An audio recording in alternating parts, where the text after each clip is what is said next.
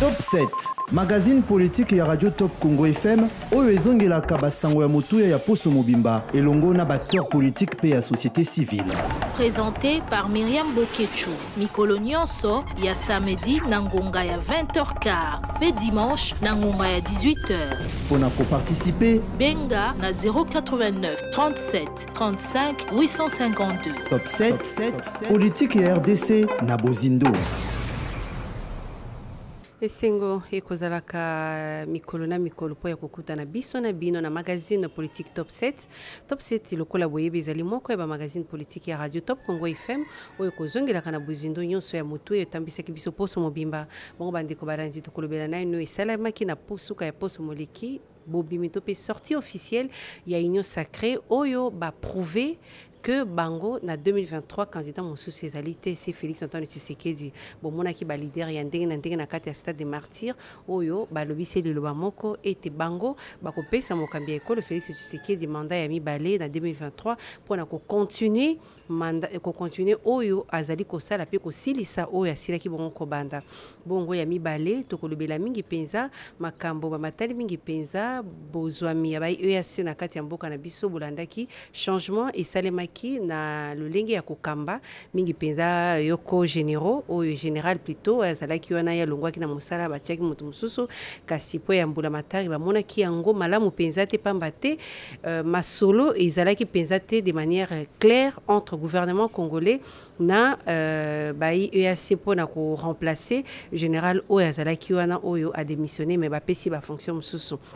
Bongo ya misato pe tokolobela makambo matali mingi penza marche ya opposition oyo ekosalema le 13 mai na kati ya ville province ya Kinshasa bolandi Moïse Katumbi asiti kokoma awa na kati ya ngomba Kinshasa pona ko préparer notamment marche wana kasi c'est makambo matali maponomi ya 2023 seni et le biete toza na ligne droite dossier ba dépôt ba candidature et po ya ba député yango ezo banda na juin awa et puis processus ekokoba kasi ancien premier ministre ya mboka na biso Adolphe Muzuti ya lobi ete tozali nde kokende vers glissement pona ye ba bilemo yo zotali ça a été élection ekosalema te na délai constitutionnel soit le 20 décembre 2023 na boyelelo nazali na esengo ya koyamba pona bino moko kati ya ba politique ya ekolo Congo démocratique maître Tunda ya Kasinde ye azali bongo acteur politique pe moto ya mibeko azalaka kala vice-ministre des Affaires étrangères après à Komaki secrétaire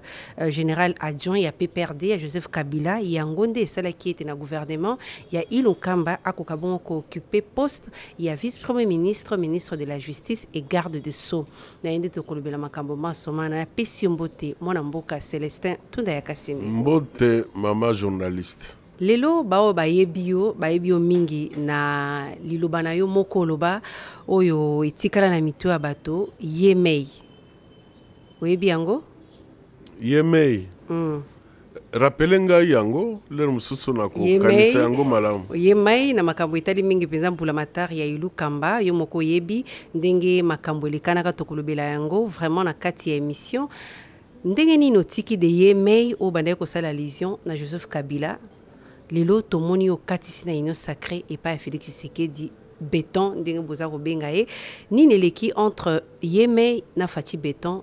Qu'est-ce qui s'est passé pour que otika Félix Joseph Kabila Yemei o katisa et pas Félix Tshisekedi? Bon, nakanisi total bilongi ya batute.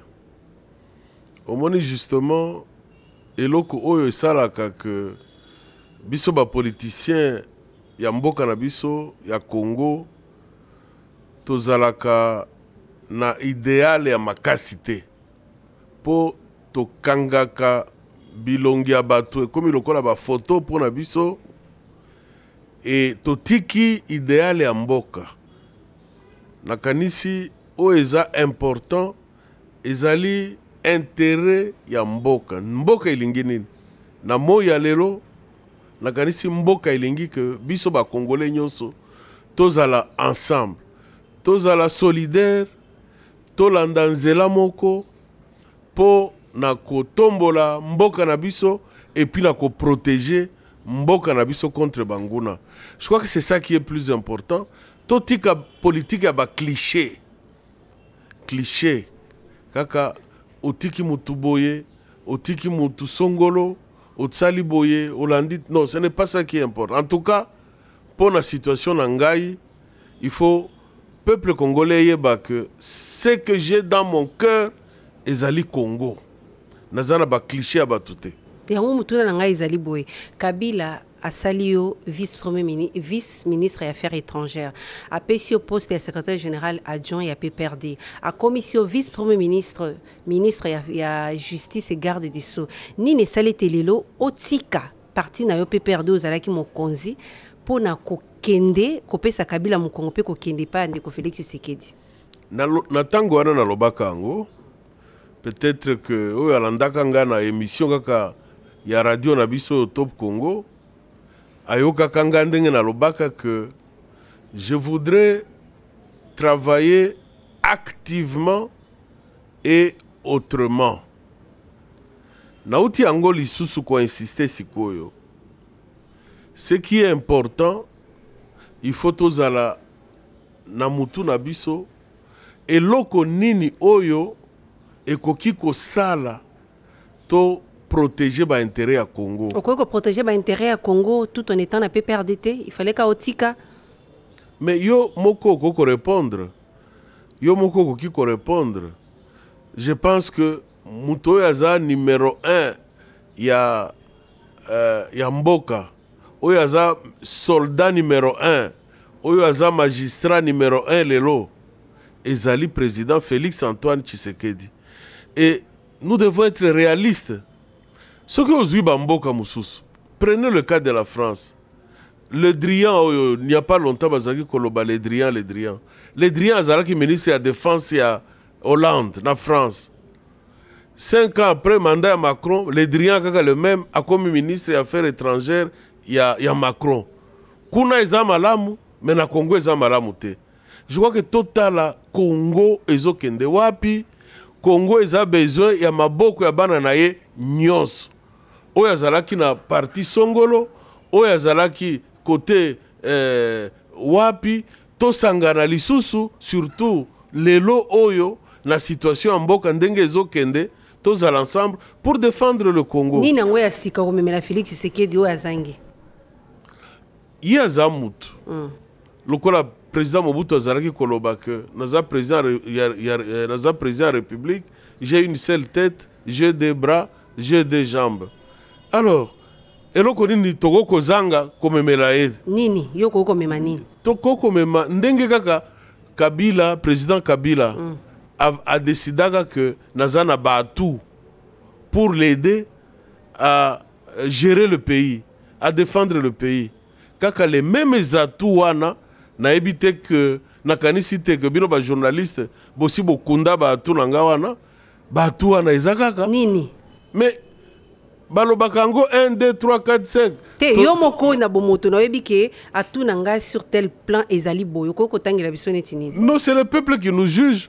C'est le peuple qui nous juge. Ce qui n'a mataki na ba échelon nyonso oti kotanga wa vice-ministre des Affaires étrangères, secrétaire général adjoint à PPRD, ti na komi likolo vice-premier ministre, ministre de la justice, et puis kutu ba grade mususu olobi yango te po eza ebele. Ce qui nyonso wana nazwaki yango pona nini. Ça veut dire que na mutu nanga quelque chose ezali. Quelque chose en nini. Yango wana na lobi, ce n'est pas, il ne faut pas se proclamer, soi-même. Okay. Il faut laisser le peuple vous juger. D'accord. Et le peuple a jugé kinga lobby, peuple a jugé nga lelo, le même peuple a jugé nga pe lobby. Donc déjà déposé des missions on a pas perdu. Est-ce que tozali na administration te ezali te que non il faut kende ba pesa yo accusé de réception? Non, awa tozali na étape mususu. Donc yo moko mi bimisi na pe perdu ou bien ozali. En tout cas, bengana kingaite, ngamoko na décidaki kozwa congé na PPRD pour na kende côté mususu na sala pe à partir ya makasi nanga na mayele nanga, n'est-ce pas, na sala na groupe mususu na bakonzi mususu na sala musala pour na Congo. Donc au créer parti politique na yo moko. Parti to créer ngo ezali.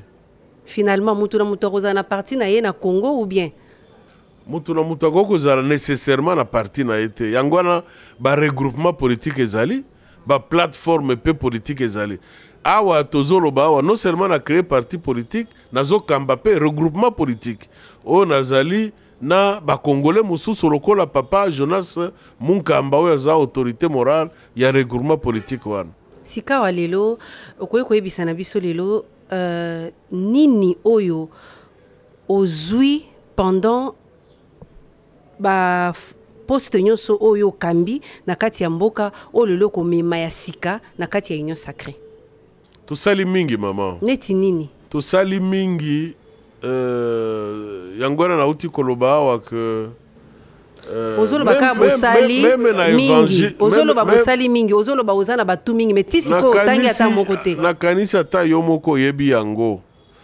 na kanisa ta yo moko okoki kozanga koyeba yango te ba journaliste mususu ya Congo bayebi peuple congolais pe o balandaka makambo politique bayebi yango c'est pourquoi jusqu'aujourd'hui je crois que j'ai toujours l'appréciation du peuple congolais. Mais yo moko zoloba ta ya moko ya malamu pona yo te. Oyebi que misala o ya l'état. Il y a ce qu'on appelle des actions d'état. Oyo za homme d'état okoki ko vanda boye ndenge na vandi boye na bandi ko tanga voilà j'ai fait ça pour makambo ebele oto sala ce sont des actions d'état. Mususu balobaka te parce que mususu eza na confidentialité mingi na sala l'air nazana ba poste oti kotanga mais na bandaka opposition ya kala nga politique na bandi yango lelo te na bandaka opposition ya kala ya makasi n'est-ce pas oyo bakoki koloba ya PTT oyo ya makasi ya kala nazalaki na kati kuna mais on ne peut pas se mettre ici to banda ko énumérer 1 2 3 4 to sala mingi c'est pourquoi naza toujours na appréciation ya peuple congolais na bato oyo bayokaka ngai bayebaka makambo nyonso na salaka. Donc ceux qui te comprennent bien ozo servir mboko ozo servir individualité donc olongo et pas Joseph Kabila oza ce que pena Félix Tshisekedi ce qui peut le Félix aleki parce que le besoin servir mboko kotika epo qui n'est pas mutu mususu. Il faut na aider yo maman.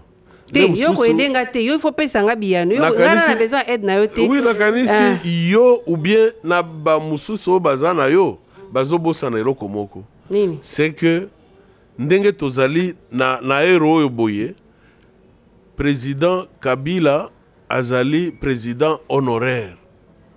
Peut-être obosani kombo président de la République asika. Président asika ezali Félix Antoine Tshisekedi. Il faut se mettre ça en tête. Yende azo kambambok. Et il a besoin de toutes les énergies yaba Congolais. Azan a besoin, il y a intelligence de tous les Congolais, partout où ils se trouvent. C'est pour le bien du Congo, c'est pour le bien du pays, c'est pour le bien de la population. La Congo peut ça yoba. Wana to boy yango te. On répond à la question na te maître Tunda Yakasi. Neti otiki Kabila. Oza siko na Félix Tshisekedi. Oti ko rappeler nga kaza président. Menga na yebi pe kaza président. Yango na lobby. Et bon, muta ibungi azate. Yango na lobby après yé parce que ozo servir mboka. Ce qui est pas l'éki okotika yo qui pas mususu. Eloko mususu ozo tala eloko yo eloko mususu ozo bosana c'est que les hommes passent toujours mais les institutions et le pays restent demeurent. Okay. Donc biso to koleka même ba président akala président akala Mobutu président mususu azaki liboso papa président Kasavubu ndenge yozo poser ba question na yo c'est comme si Congolais nyonso yazalaki na président Kasavubu alandaye na cimetière na ye na boma. Donc ce qui peut nyonso yazalaki na président Kabila plutôt na président Mobutu. Il faut bisaka na bango bakanga yango bakende kovanda na Maroc. Ce qui tolandi question na yo ndenge ozo. Bazalaki na Kabila bakanga yango balanda ye na kingakati. Yo mutolobi yango yo mutoza koloba yango ngai. Yo ngana compléter chronologie na yo. Na lingi muto a compléter pour ngai te. Ngana lobi kaka que Congolais nyons dans la situation du pays aujourd'hui. Et ça sur le plan intérieur. Et ça sur le plan extérieur. N'est-ce pas?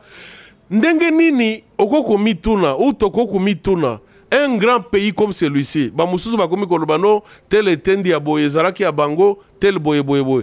Ce pays est envié de tous côtés, à tous les niveaux. soki tokebi te mboka oyo ekoki kokende tozangi yango. Alors pour cela nous devons être ensemble, nous devons être soudés, nous devons suivre le commandant suprême, c'est lui qui est devant les troupes aujourd'hui. Félix Antoine Tshisekedi Tshilombo tolanda ye na bolamo po na ye penza te, mais po na bolamo ya Congo, na bolamo ya peuple congolais. C'est ça qui doit nous guider. Ok, tu comprends que les institutions passent, ça veut dire qu'après Félix, au peut soutenir au nom, il y a patriotisme aux années. Yo ozo déformer les Cambodge ezali. C'est-à-dire que Congo est kokendete. Mais donc après Félix, c'est qu'au nom, il y a patriotisme au soutenir pe mutu mususu akoya pour nous défendre. Toze la lobby. Ok, toze la lobby. Tout le bela makambo Italie sorti, il y a union sacrée. Lelo et Obolobi était beaucoup plus ça Félix Tshisekedi deuxième mandat. Est-ce qu'ils ont mérité deuxième mandat wana? Donc yo kanisa mérité angote. Te yo tout na mutu na te. Tout nana. Te objectif est union sacrée. Oui. Et objectif principal les amis pour conduire Félix Tshisekedi tina 2023 ko pesa deuxième mandat. C'est légitime, ça légitime. C'est légitime. Et ça ko buka yango na lobby. C'est un peu normal. Parce que tokoki ko créer lisanga pour président de la République Félix Tshisekedi azanga kozwa deuxième mandat. Il y a un bino bato boza ko salelier recoupement pour passer deuxième mandat. Pour ba était à mériter yango. À mériter yango absolument. Sur tous les plans. Plan nini oyo monique a mérité. Bino bato bozo défendre yo faut ebisanga. Oui. Net na plan nini azo mériter deuxième mandat. Mais maman, sur tous les plans, talana no plan, nazo ebisa yo. Talana no plan oya bitumba par exemple oya kokoso tozana ngona est. Est-ce que moi na bato? Est-ce que au monaki ou bien yokaki même un seul instant oyo a permis ou bien lali pongi tout le temps il est debout. Ce qui t'a commis un résultat oyo banguna wana bakomi musikate, c'est par ses efforts. Là nous devons le reconnaître. Complot oyo et outi musika. Et ça un complot, on ne peut pas minimiser, c'est un grand complot et outi musika que richesse oyo Congo et koki kotika la kaka na maboko ya batumoko donc ya kaka ya bana ya Congo te. C'est ça l'origine du complot. Il faut qu'on balkanise le pays, qu'on nous arrache nos richesses. Mais si le président de la République, Tshisekedi aujourd'hui, azalaki mbinga mobilité, ce qui azalaki débouté, mais Congo nakanisi Bukavu Sud Kivu basi bazwa, nakanisi Ituri basi bazwa, nakanisi côté nini Kisangani basi bazwa. Et pour ça, vous pensez que mutu andenge wana botika ye boka matamutu mususu oya uti soki wapi bopesa ye bonga wana pour que ce pays éclate ata yomoko. Donc pour nayo mandat à Félix Tshisekedi sur le plan sécuritaire, il a positif. Mais de positif, il y a positif, na positif. Parce que Rutshuru, Bunagana, Bamboka, on est entre les mains à M23, des positivités en Guana. Mais na zolo baboye, na répété en go poto yo kanamala, mon peuple azo akolandabiso ou bien azo landabiso ayo kapé bien.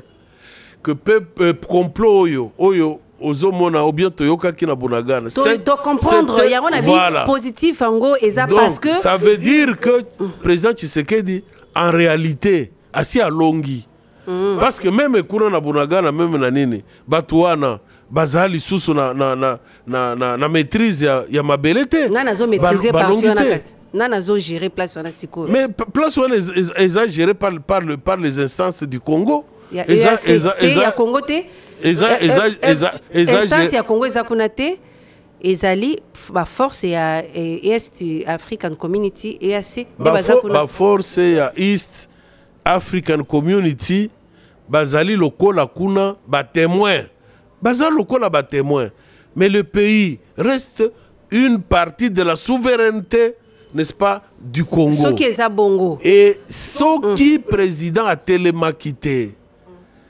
ala kisabokasi na ye d'abord en tant que mobali mbinga mobali yozo mona Félix Tshisekedi kimbingango physiquement biozo mona na nyonso est-ce que l'era zaiko kende koloba na ONU na ba instance nyonso azo kende avion azo banga liwate azo banga eloko moko te partout dans tous les pays? Est-ce que ezaka force physique, eza force intellectuelle, force ya mayele na ye, force ya ba idée oyo azo incarner pour défendre justement le pays? Ce qui est penza bongo ningo zolo ba pour ni ba enrôlement salami kunate. enrôlement ezali kosalema étape par étape. Et c'est Sili. Enrôlement déjà, 3e heure opérationnelle et Sili. Enrôlement, opération et Sili. Yo non aux autres Félix Sekedi. Mais yo zamu tu as seni te. Seni le lobby qui enrôlement et Sili. Seni. Il y a un lobby so qui Félix Sekedi azala qui na boka signé son zoloba. Pour nani enrôlement salemi kunate na bisiko zoloba. Mais enrôlement ezalaka étape par étape. So qui seni à lobby que enrôlement ici na Kisangani ou bien ici na Goma mais parti mususu enrôlement oui que na loi électorale ce qui otangi comment que il y a des cas d'exception. Il y a des cas d'exception. Ce qu'on lobby va là ça se verra après on a lobby ce qui ezala ki bongo que sécurité ezali assurer pour nani parti on a est ezalité inclus na bamboka et enrôlement isalemi mais c'est ni à lobby enrôlement isalami konate c'est ni à lobby angote.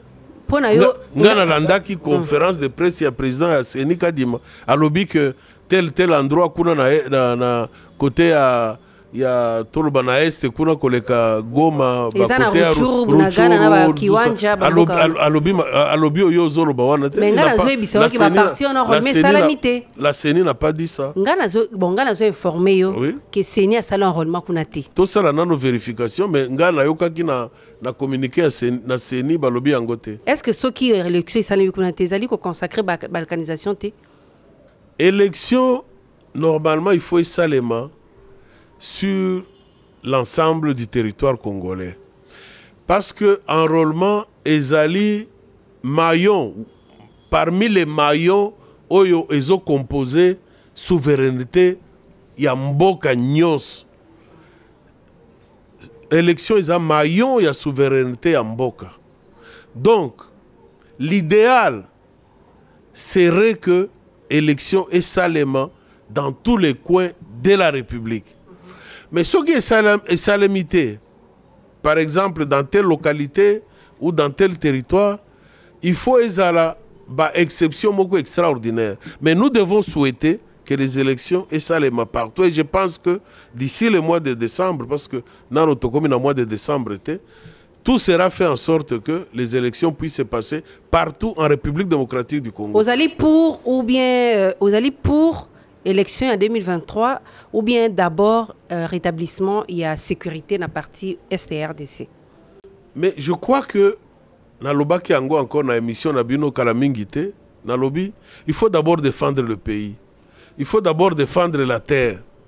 Mais le problème c'est qu'on ne peut pas non plus côté les misaba étape mususu, il y a processus électoral. Nous sommes ensemble. Dans le processus électoral, na rétablissement et intégrité territoriale yamboka. Mais nous devons s'assurer, pour ma part, qu'on devrait s'assurer que toute la souveraineté du Congo a été recouvrée avant tout ça là, les opérations électorales. Mais jusqu'à présent, c'est ni n'a l'obité que côté kuna tokosala ba élection. Mais l'idéal aurait voulu que les élections se fassent en toute tranquillité et que l'ensemble du territoire congolais, n'est-ce pas, soit entre les mains du peuple congolais. C'est ça l'idéal. Donc, on a confirmé qu'il y a une partie, et ça n'a pas peuple congolais. Non, j'ai dit qu'il faudrait s'assurer que tout, parce que tout ça qui n'habite pas. Ce n'est pas que. Vous assurer que toutes les terres de la RDC allaient sous contrôle, il y a une autorité à Mbokanabiso. Jusqu'à présent, nous devons dire cela. Nous devons affirmer que c'est le Congo qui a la maîtrise. C'est une partie du territoire congolais. Vous ne pouvez pas te que parti wana bien étendi à mabele wana et comme étendi à étranger. Oyebi ndenge un dirigeant d'un pays voisin, aloba qu'il n'y a pas longtemps, que voilà parti au yakuna ya est et zalaki parti ya mboka na bango. Vous savez combien tous les Congolais, j'étais d'ailleurs à l'étranger à ce moment-là, tous les Congolais, à l'intérieur comme à l'extérieur, totalement qui lokola mutu moko. Ah oui. Les réseaux sociaux. Ceux qui va télémaki na réseau. Na télémaki na zana étranger, na loba qui à partir il y a compte Twitter. Non, à partir il y a canal et Top Congo. Voilà, il y a le média. Top Congo, c'est une émission, c'est une radio internationale. Côté les mamans quand na média na réseaux sociaux, télémaki yo télémaki na balaba. Ngai naza prêt maman, opposé d'ailleurs kutu une équation importante. Ngana lobaka boye. Au moment où Towele laga qui ministre, bisonyos. Peut-être moi, tiens entre parenthèses. Towele laga qui ministre aboya, ministre aboya boy. Nous devrions commencer, nous les intellectuels, bisoba cadre, tozwape mindu qui tokende na est. Tola qui sait que c'est tout le monde qui doit défendre le pays. Il n'y a pas un groupe de gens qui sont prédisposés à tasoki bazaba mambinga et naba mususu bazozela soki sécurité zongi po babanda ko kamba. Mais mokambi mboka ye moka lobaki akufanda kuna ye moka kenda te yo kokende. Mais ye moko azalaka soki azala Kinshasa eza capitale soki azali ao ça veut dire qu'il est partout au Congo. Omniprésent. Il est partout au Congo, c'est exact. C'est exact. Ye moka lobaki ke akokende ya kete yo kokende. Merci akenda. Alobaki ako installer état-major na ekuna. Asalango. Mais oyo azo sala na ONU, azo sala partout place azalaka. Est-ce que zamuke? Yo lingi kaka akei avandi abandi masolo atiki là où on a besoin de lui parce qu'il a jugé deux choses. Il y a sa présence là-bas, mais à cet instant et l'autre ezalaki primordial, ezalaki l'offensive sur le plan diplomatique. Yangwana sala, ce qui tolongaki, ce qui effectivement nous avons empêché que les forces du mal puissent occuper une partie de notre pays, c'est parce qu'il a fait toutes ces tournées qu'il a faites et c'était très important pour lui. OK. Lelo yo mokamemboka zuluka pe akende maponomi pona ko zwa majorité ya yemoko parce que selon les informations majorité o yazui pendant exercice ya mandat na yo ils ont coûté cher. Est-ce que ça a raison ou pas? Non, ce n'est pas qu'Azo qui ne pas jouer. Parce que Kabila loba qui était majorité on a payé et coûté mingi na mboka na trésor public. Est-ce que Azaki n'a raison te? Coûté cher naza au courant te. Na habité ceux qui majorité coûtaka cher ndengenine. Ça je ne le sais pas. Te pona ko conserver ngo po ba misuba bimate. Bon, si quoi coûter cher ndengeni, ceux qui battent comme la majorité. Coûter na ndenge qui tango yonso il faut couper ça bango moi quelque chose. Wana comme ba appréciation moko ya se ya simandako wana ngana kolanda ngote na yebi ngote. Mais c'est que moi au ngana na yebi c'est que le président de la République il veut respecter la constitution alingi to kende maponami na ba élection parce que c'est un cycle électoral qui est prévu par la Constitution et par la loi électorale. Ce n'est pas un problème. Il y a des petits intérêts, il y a Mike, il y a Bato, Basenga Kaboy, Basenga. En tout cas, Adolphe Moussouta Lobi était sûrement vers le glissement. Bon, c'est un homme d'État, c'est un homme politique, ancien Premier ministre. Bon, Azap une appréciation. Comme tous les Congolais, nous devons chacun avoir son appréciation. Mais ce qui est important, c'est que nous devons, d'un côté, respecter le processus électoral tel qu'il est prévu dans les textes légaux de notre pays, mais d'autre part, nous devons éviter de consacrer la balkanisation du pays. Ça veut dire que nous ne devons pas donner l'impression que côté Moko, Toyebi Angote, ou bien côté Moussoussi à Congo, Totikeli Banguna. Ça, il faut éviter de le faire. Et je crois que le président de la République, il est conscient de ça. Et le président de la République, il est debout pour défendre le Congo. Je crois qu'il a déjà dit à plusieurs occasions, à côté, même pas 1 cm², à Tikela Yango, Batu Moussous. Ezali, Mabele à Congo. Lelo Mbula Matar Yamboka Nabiso Zali condamné remplacement et Salémé à la tête il y a EAC et puis président kenyan William Ruto y a sali permutation sans pour autant à consulter de manière formelle le gouvernement congolais. Est-ce que Zali piège EAC wana? Bon, sur le plan diplomatique, il faut tout à moi maï na munoko. Parce que je ne peux pas dire est-ce qu'à consultaki ou bien à consultaki ça, on ne peut pas le savoir. Mais ce que le peuple congolais souhaite, je pense, c'est que Kimia ezongana este à Congo, que Mabele à este wana, ezala Mabele oyo mutu mususu akoki ko revendiquer yango te. C'est ce que le peuple congolais souhaite. tout le monde, en commençant par le président de la République, n'a pas au bazana si ma président de la République. Okay. Il faut m'abélé, etikala, m'abélé, il y a Congo. C'est ça qui est important. Marche le 13 mai, aux hommes a opposition Basangani, Moïse Katumbi, Martin Fayoulou, Nani Moussousouana, Matata Pogno, Délice Sanga. Et Zobang Sabinote, Nakati Union Sacrée, bloc Wana? Non, je ne pense pas, je ne crois pas. Parce que démonstration, Yomoko Loba qui l'a sorti à Union Sacrée, Moutounio Samonaki, même à l'étranger, tout le monde a vu que l'Union Sacrée, c'est une véritable machine aujourd'hui.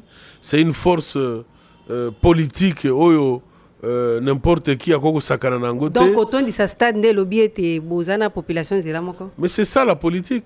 C'est quand vous avez le peuple derrière vous. Ceux qui osent leader, ozo bengi sabatu, batuazo yate, ou bien nzinga na yo, kaka mwasi na yo, na bana na yo. Ndenge nini okoloba ko kamba batu, oko kamba mboka, ou bien ozana majorité na kati ya mboka. Batu wana bayaki bopesa ki bango eloko te. Bapesa bango pona nini? Eza bayaki ofele? Bapesa bango pona nini? Batu bayaki parce que baza ba Congolais.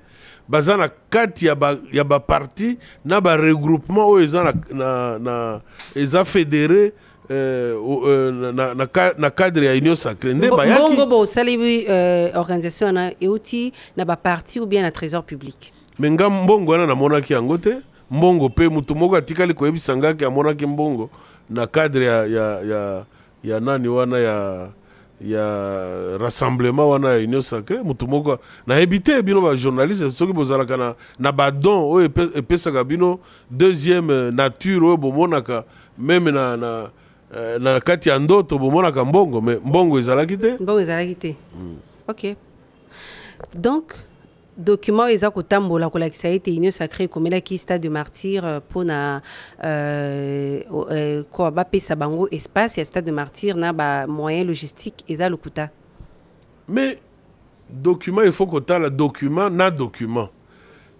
ya solo ekoki kozala pour disponibiliser place mais document pe ya lokuta ekoki kozala o ezoloba makambo ya lokuta na makambo ya mbongo. Yo moko lobi totika biloba ya ba réseaux sociaux. Otiko lobango siko. Donc nous devons faire attention. Te na lobi nde otika opposition ya réseaux sociaux. Na lobi biloba lobate.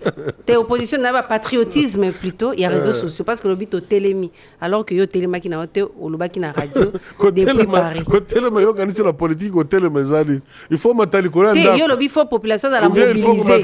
Te yo lobi mobilisation population. Tous à la mobiliser na ba téléphone ou bien. Non to telema ki kotelema na politique soki nga na kendeki na sensibiliser communauté internationale libanda place nazalaki eza kotelema te soki na kendeki na tali ba ministre affaires étrangères ya bamboka mosusu nga nazalaki libanda même officieusement est-ce que eza kotelema te je suis quand même je suis un diplomate natikali diplomate tili wana ngai parce que nazalaki vice ministre affaires étrangères. Lelo yoko koyebisa na bazali kolanda magazine Top 7 ya Top Congo FM. Est-ce que zo mona lelo na kati opposition ba koyoko bimisa candidat commun pour na ko faire face na Félix Tshisekedi? Bon, ngana ko bwakela bango mabanga te, hein? Je n'ai pas ce droit te. Bango moko eza jugement pour eux-mêmes o ba kandisi bazana makoki o esengeli te babimisa candidat. Bon, ce sont des Congolais. Mais à l'heure d'aujourd'hui, sincèrement, nakanisi même le peuple va nous suivre. Je ne vois pas quelqu'un où il y a quoi affronter Félix Tshisekedi dans l'élection lelo nakanisi azate. C'est ça aussi la vérité, parce que nous devons être sincères. Et si nous étions en fait avec une autre façon de voir, nous allions seulement dire Totika Kobunda. Tous à la solidaire, Mboka est en danger, n'est-ce pas? Toi accompagner, toi voter massivement, toi voter Félix Tshisekedi massivement. Donc, les candidats vont disparaître. Bon, Bakoki Kozala, mais le candidat, ce n'est pas le peuple. Nganazo s'adresser et pas au peuple. Nganazo s'adresser pas au candidat. Candidat, il ni ne koyebisa na bango kasi. Koyebisa ba candidat, ou bien koyebisa peuple. Peuple yango moko ezomonat. Peuple ezomona. Et puis les sous na ebisi peuple boye. à l'heure actuelle, tel que Mboka na biso ezali, peuple yango moko emonaki banguna bazokota na est, communauté internationale ezoloba eloko te. C'est parce que notre pays est envié. Pays oya Congo bazobenga Mboka Congo. Ça n'a pas commencé aujourd'hui que ba envier Congo. Ça n'a pas commencé seulement à l'époque de la colonisation. C'est bien avant. Tout le monde est conscient que, surtout aujourd'hui, avec la transition écologique dans laquelle le Congo est en train de, plutôt le monde est en train de s'engager aujourd'hui, tous les éléments de la transition écologique sont au Congo. 85%. Ni no c'est la population par rapport à l'élection Félix Tshisekedi. Alors yangwana nazo kende molo pour Moutounyoso à comprendre que maintenant le peuple doit se souder. Le peuple ne doit pas écouter les chanteurs des intérêts personnels, ne doit pas suivre les gens qui cherchent kaka lokumu na bango pour baye bango que bazaba ministre, bazaba vice-premier ministre, bazaba je ne sais pas président à Songolo. Ce n'est pas ça. Aujourd'hui, nous devons nous humilier, tout le peuple ensemble, le peuple congolais, pour défendre le pays. Mais le peuple congolais, nous obéissons là, on a dit libumu nzala ezara matoite. Obazete libumu, ya peuple nous akoloba, ezaya kotonda, ekoyoka makambo ozoloba wana. Ngana karisi na nomona bato bazokufa nzala te, na nomona bato yo banana kalibanda te. Mais il faut aller à Paris, il faut aller à Washington, babengaka les sans domicile fixe, SDF. Ezaba congolais, ezaba mindele, ezaba mindele, ezaba congolais.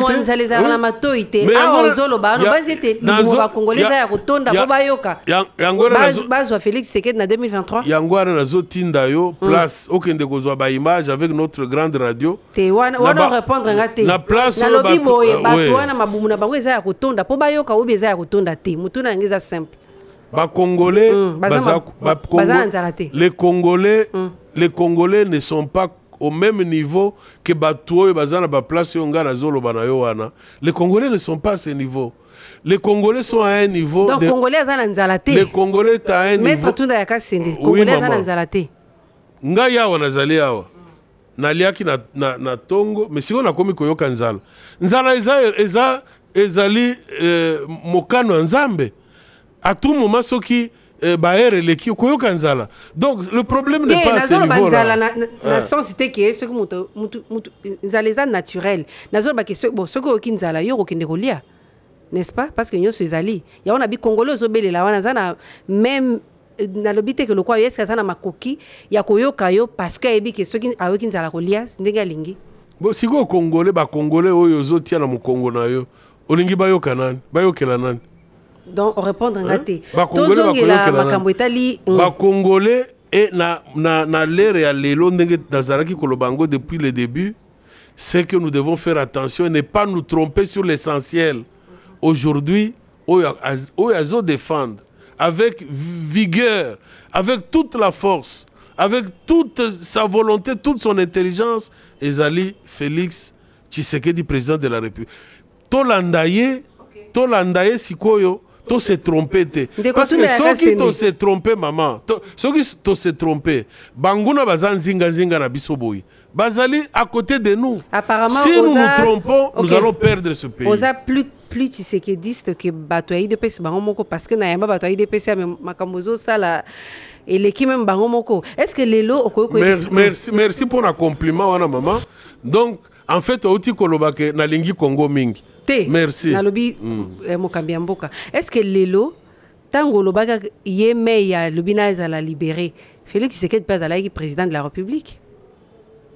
Mais yo ozongeli nazongeli parce que yo pose ozongela ngo azali mokamemboka azali mokamemboka tango yo lobaki eke na bimi parce que yeme ye moko mutapesi ba instruction. Mais tango wana muto libéra kinga ezanani muto libéra kinga po yo lingi kozongela makambo tala yo lingi kozongela tala na bisayo ngwa ki kasi place bakanga no muke ozonga ndate okenda na siège pe perdre ko sali likambo moko wana ozobetela ngo sete mais nazo tuna yo nani azalaki na bokasi ya ko libérer mutu nani libéra kinga yo ndo ebisaka biso keza yeme yo moko bisote yo moko lobi yeme inde muta pesa instruction na bima à l'époque nana zaik mokambi mboka d'abord na lobaki ndenge wana te ça c'est un na lobaki ndenge wana te deuxième na koko loba yango te parce que naza avocat de profession nakoki koloba yebisaka si population bayoka yoka nakoki koloba mutu oyo aza na pouvoir ya aza na pouvoir ya kosala eloko que ye mutu asalaki yango asalaki yo lobaka nini kasi olobaka nini ça ce n'est pas important je crois que c'est qui est important kasi yo lobinga na lobi o ezalaka te olobaka nini kasi mais ce qui est important c'est qui et puis na tango wana les gens m'avaient mal compris. Les gens m'avaient mal compris. Na tango wana nazalaki na parti oyo utaki koloba wana. Te yo mo tanga ngo. Na tozalaki na oyo bi yango lisude. Te yo loba. No, yango wana na lobi nazalaki na parti. Soki yo yebi yango peuple azolanda biso ayebi yango. Na table na tango. Donc okomi munoko kilo kotanga PPRD. Non, na maeza awate, maeza na munoko te. Kasi lobati. Mais za parti oyo utaki yo mutozali kotanga bakomba ba parti awo. Ezalaki PPRD. Et yango te, ezalaki mususu. Ezalaki nini yango? Nakoya dolate. Bon, alors, donc les gens avaient très mal compris. Sika olongwaka olongwaka na détention ana. Okendaki na siège à PPRD ko sani. Pono zonga randa kote. Mais nazonga quitté avant kutuna comme na siège kona na lekaki d'abord na Pullman hôtel. Pourquoi aux autres nanga ité pourquoi ngana zolo ba ona monaki. Yo zalaki kuna te na mona bilili. Voilà. Na ba camarade na yo obeleli que yeme ya pesi ba instruction na bima. Non, na omoni ke wana izalaki de formation. Na tikala jamais koloba que apesa ki mitin. Siko yo lobaka nini kasi loba. Et archi faux. Lobaka nini kasi. Non. Na lobaki oyo yebani que tout le monde, n'est-ce pas? Oui, nazalaki ko informer tout le monde. Que nazalaki ko informer tout le monde. Que mais nini? Non, nazali ko informer processus wana ndenge bandaki awa na ndako ti kuna na place na kendeki na INSS. C'est tout. Donc, tout siko d'abord yeme ça signifie quoi? Yondi fo ebisa biso parce que yoto na mona yo. Soki batu ba yebi yango te tokozo a mission mobimba ata na lingala to expliquer batu yeme ça veut dire quoi? Yeme yebandaka lelo te.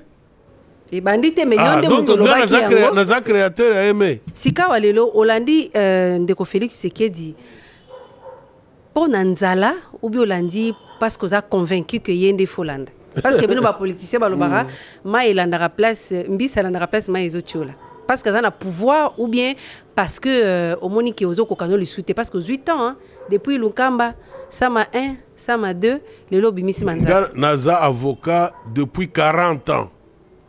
Ce que tu as dans la liste d'avocats, parmi ce qu'on appelle les sages avocats, les anciens avocats. Depuis 40 ans, le cabinet est dans la ville. Dans la famille, bana, maman, ndako, bazolandanga na cabinet wana bazape ba avocat.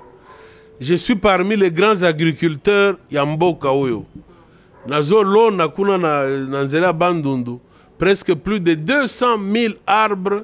Il y a banzete on a zolona pour na ebi que lobby l'air na kobanda kolona na kobanda ko récolter ango batubaka moite vous comprendre donc lelo kolobate que non olandi na landi Félix Tshisekedi parce que na landi Congo lelo oyo azokamba Congo na landi e pona ko défendre Congo soki asengi ngai ya lobi tunda ya solo landinga munduki yangoyo kende na bunagana na kozwa munduki na koti na avion na kieko bunda bitumba. Vous comprendre? C'est pour ça. Moi c'est pour l'intérêt du Congo parce que na sala ba étude. Est-ce que pour que bunagana nazo continuer pe ko sala ba étude pour na kolakisa sur le plan géopolitique, géoéconomique, place ya Congo lelo nazo sala ba étude o euti musika. Et puis je peux affirmer aujourd'hui avec tous les éléments que j'ai que ceux qui te sali attention, ceux qui te sanganité, ceux qui te solidarité, ceux qui te landin zela mon côté, le Congo ici nous pouvons le perdre. Tokobanda kotika la kaka tozo seka ou bien tozo lela.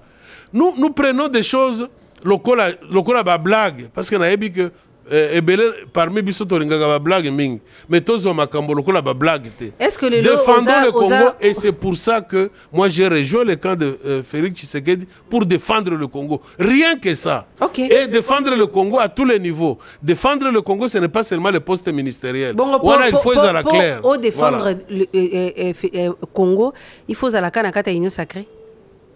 Pour défendre, il faut être là où on exploite les idées pour défendre le Congo. Yo si vous allez place au bazo finga Congo.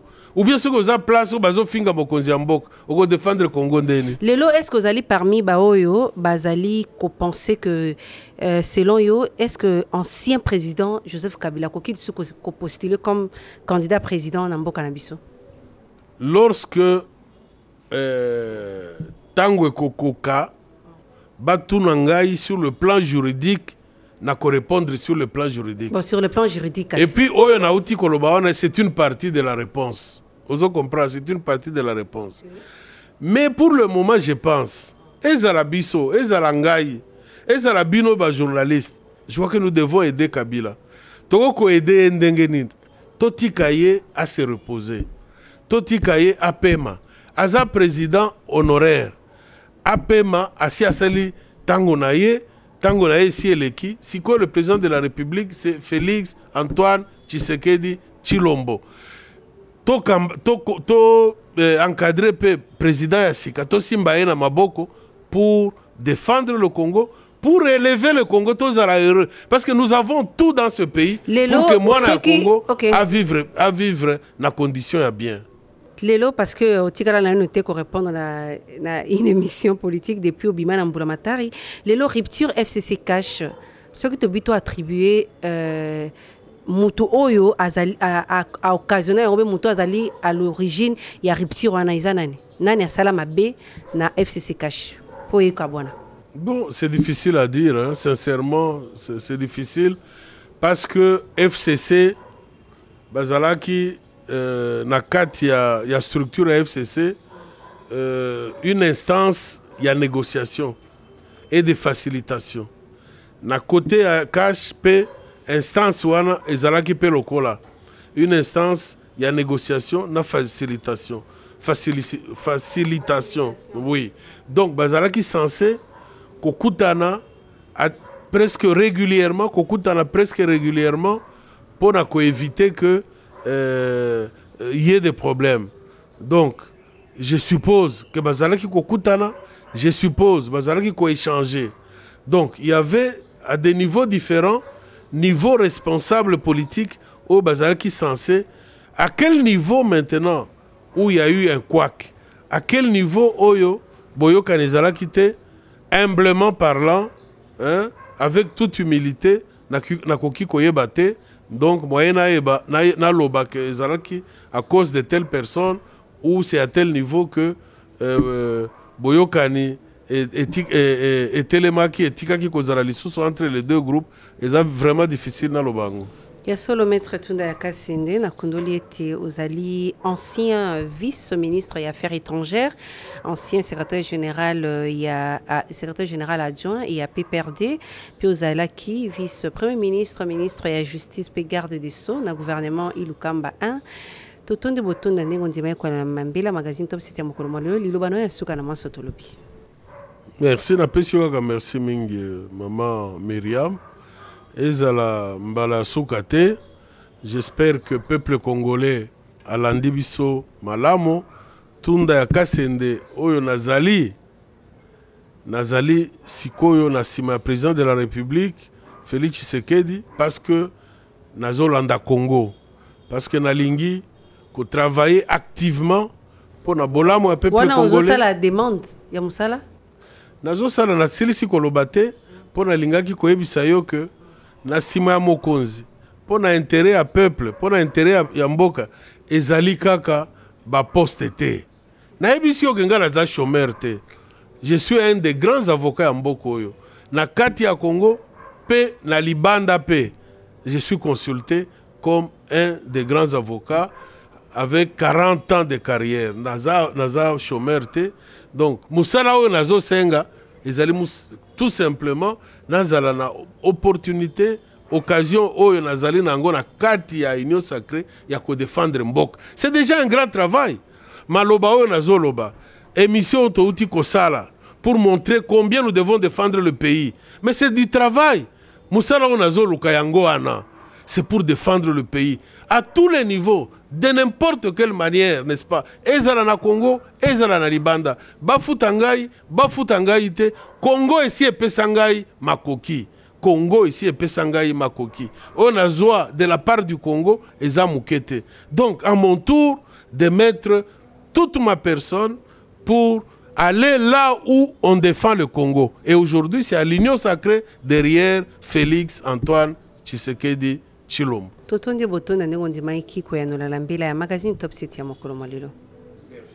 Ya solo bandeko balandi talaka andi tosukisi magazine Top 7 ya mokolo malilo inayambaki pona bino maître Célestin Tunda ya Kasinde oyo boyebi na boye na sungamaki na nzela ya masini na Chris Bivula pe na nzela ya bilili na Théophile Lusakweno pe Patrick Mungongo bino ba bolandaki biso kati ya mingi penza bino ba bolandaki biso na kati ya nzela ya YouTube na nzela ya FM to tondi bino botondi bolandaki biso mingi penza bipai na bipai to tondi botondi boko bakokomela biso na page Facebook Top 7 Top Congo FM to pe na numéro na biso ezali 085 11 64 047 085 11 64 047 po ezali koyande tokuta na moi politique mosusu kimia boboto omboka bino. Top 7, magazine politique ya Radio Top Congo FM, oyo ezongelaka basango ya motuya ya Poso Mobimba, elongo na acteur politique pe ya société civile. Présenté par Myriam Boketchou, mikolo nyonso ya samedi na ngonga ya 20h15, pe dimanche na ngonga ya 18h. Pona ko participer, benga na 089 37 35 852. Top 7, politique ya RDC na Bozindo.